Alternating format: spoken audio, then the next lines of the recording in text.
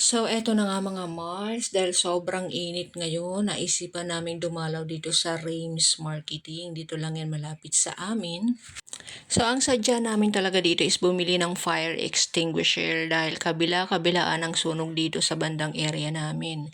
So, kailangan talaga maging safe tayo at meron tayong panlaban kapag nagkaroon ng di inaasahang sunog. Wag naman sana. Buti na nga lang at nakita namin ito doon malapit sa kliyenteng pinupuntahan namin kapag may meeting kami. Talaga kasing ito din yung isa sa pinaka-goal namin na magkaroon dito sa bahay ng isang fire extinguisher kasi mahirap na talaga. Sobrang daming nangyayaring hindi mo talaga inaasahan. Kaya kailangan lagi tayong handa sa mga ganitong pagkakataon. So pagkapunta nga namin yan is na-assist naman agad kami. Buti na lang at wala masyadong kliyente. Kaya nauna din kami dito na-assist ng isa sa mga employee nila. Mabait naman sila and ito nga pala yung mga fire extinguisher.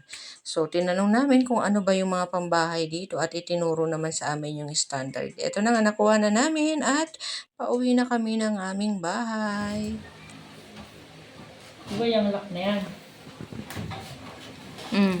Pag gusto mo siyang buksan, pipilitin mo lang yan. Pag pinihit mo yan, napuputol na to. Tapos, Pag naputol na to, haatakin mo yung lock.